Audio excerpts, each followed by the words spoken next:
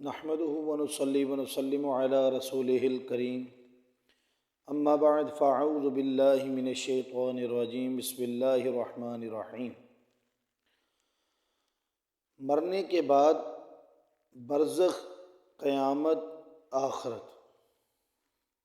ما بعد الموت کے سلسلہ کی حدیثیں پڑھنے اور ان کے مطالب سمجھنے سے پہلے چند اصولی باتیں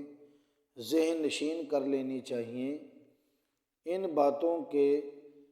مستحضر کر لینے کے بعد ان حدیثوں کے مضامین کے متعلق وہ وساوس اور شبہات انشاءاللہ پیدا نہ ہوں گے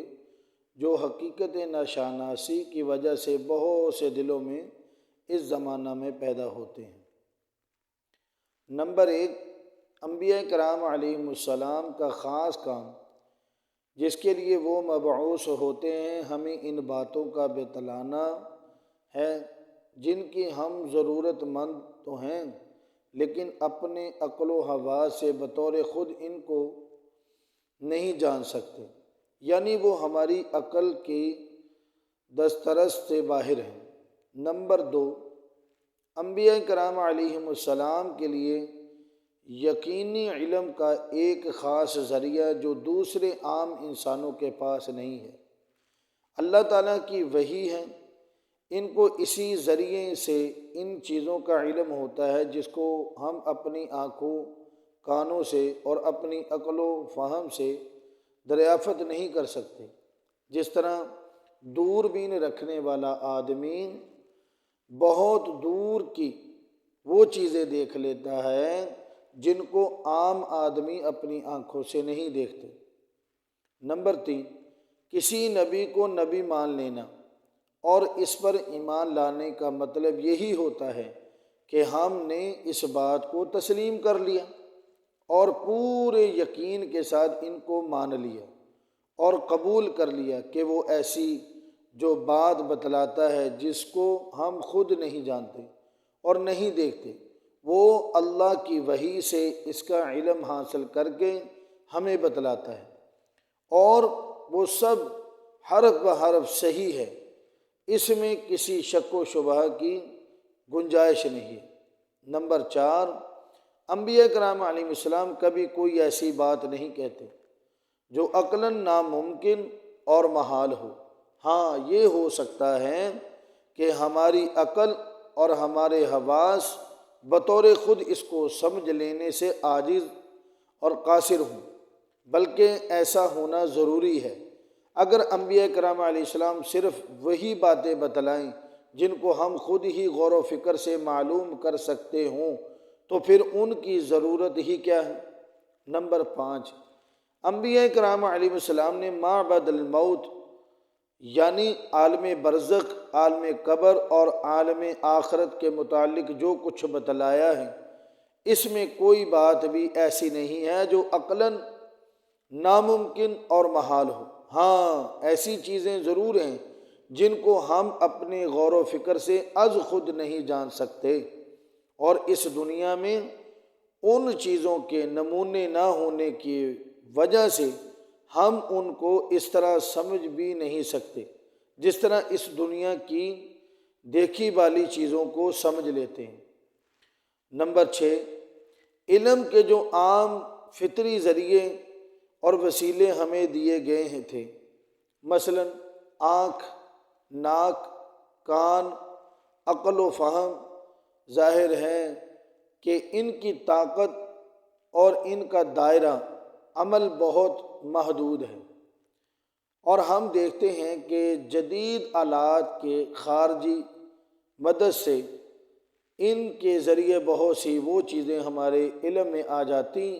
ہیں جن کا پہلے کبھی تصور بھی نہیں کیا جاتا تھا۔ مثلا پانی میں یا خون میں جو جراثیم پائے جاتے ہیں، اب خوردبین کی مدد سے آنکھ ان کو دیکھ لیتی ہے، ریڈیو کی مدد سے کان ہزاروں میل دور تک کی آواز سن لیتے ہیں، اسی طرح کتابی معلومات کی مدد سے پڑھے لکھے انسان کی عقل اس سے زیادہ سوچ لیتی ہے جتنا کہ آنکھ کان کے ذریعے حاصل شدہ معلومات کی مدد سے سوچ سکتی تھی۔ اس تجربہ سے معلوم ہوا کہ کسی حقیقت کا صرف اس بنیاد پر انکار کر دینا کہ آج ہم اس کو نہیں دیکھتے، نہیں سنتے، یا ہماری عقل اس کو نہیں سمجھتی، بڑی بے عقلی کی بات ہے۔ وما اوتیتم من العلم الا قلیلا۔ نمبر 7، انسان دو چیزوں سے مرکب ہے، ایک جسم جو ظاہر ہے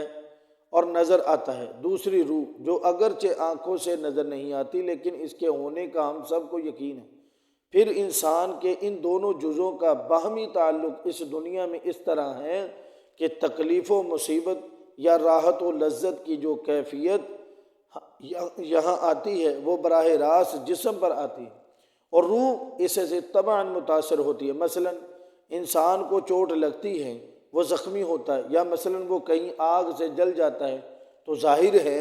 کہ چوٹ اور آگ کا تعلق براہ راست اس کے جسم سے ہوتا ہے، لیکن اس کے اثر سے روح کو بھی دکھ ہوتا ہے۔ اسی طرح کھانے پینے سے جو لذت حاصل ہوتی ہے وہ بھی براہ راست جسم ہی کو ہوتی ہے، لیکن روح بھی اس سے لذت حاصل کرتی ہے۔ الغرض اس دنیا میں انسان کے وجود اور اس کے حالات میں گویا جسم اصل ہے اور روح اس کے تابع ہے، لیکن قرآن و حدیث میں عالم برزخ کے متعلق جو کچھ بتلایا گیا ہے اس میں غور کرنے سے معلوم ہوتا ہے کہ وہاں معاملہ اس کے برعکس ہوگا، یعنی اس عالم میں جس پر جو اچھی بری واردات ہوگی وہ براہ راست اس کی روح پر ہوگی اور جسم اس سے طبعاً متاثر ہوگا۔ اللہ تعالیٰ نے شاید اسی لیے کہ اس حقیقت کا سمجھنا ہمارے لیے آسان ہو جائے اس دنیا میں بھی اس کا ایک نمونہ پیدا کر دیا ہے، اور وہ عالم رویا یعنی خواب ہے۔ عقل ہوش رکھنے والا ہر انسان اپنی زندگی میں بار بار ایسے خواب دیکھتا ہے جن میں اس کو بڑی لذت ملتی ہے یا بڑی تکلیف ہوتی ہے، لیکن خواب میں یہ لذت یا تکلیف براہ راست دراصل روح کے لیے ہوتی ہے اور جسم طبعاً اس سے متاثر ہوتا ہے۔ یعنی خواب میں آدمی مثلا جب یہ دیکھتا ہے کہ وہ کوئی لذیذ کھانا کھا رہا ہے تو صرف یہی نہیں دیکھتا کہ میری روح ہی کھا رہی ہے یا خیالی قوت ہی کھا رہی ہے، بلکہ اس وقت وہ یہی دیکھتا ہے کہ بیداری کی طرح وہ اپنے اس جسم والے منہ سے کھا رہا ہے جس سے روزانہ کھایا کرتا ہے۔ اسی طرح خواب میں اگر وہ یہ دیکھتا ہے کہ کسی نے اس کو مارا تو وہ یہ نہیں دیکھتا کہ اس کی روح کو مارا گیا، بلکہ وہ اس وقت یہی دیکھتا ہے کہ مارا اس کے جسم پر پڑی ہے اور اس کے جسم پر اس وقت ویسی ہی چوٹ لگی جیسی بیداری میں مار پڑنے سے لگتی ہے۔ حالانکہ واقعہ میں جو کچھ گزرتا ہے وہ خواب میں دراصل روح پر گزرتا ہے اور جسم اس سے طبعاً متاثر ہوتا ہے۔ البتہ کبھی کبھی جسم کا یہ تاثر اتنا محسوس ہو جاتا ہے کہ آدمی بیدار ہونے کے بعد جسم پر اس کے نشانات اور اثرات بھی پاتا ہے۔ الغرض نیند کی حالت میں اچھے یا برے خواب دیکھنے والے شخص پر جو کچھ گزرتا ہے اس کی نوعیت یہی ہے کہ وہ براہ راست اور اصلی طور پر روح پر گزرتا ہے اور جسم پر اس کا اثر طبعاً پڑتا ہے۔ اسی لیے خواب دیکھنے والے کے قریب والا آدمی بھی اس کے جسم پر کوئی واردات گزرتے ہوئے نہیں دیکھتا، کیونکہ ہم اس دنیا میں کسی انسان کے انہی حالات کو دیکھ سکتے ہیں جن کا تعلق براہ راست اس کے جسم سے ہو۔ پس عالم برزخ میں یعنی مرنے کے بعد سے قیامت تک کے دور میں اچھے برے انسانوں پر جو کچھ گزرنے والا ہے، جس کی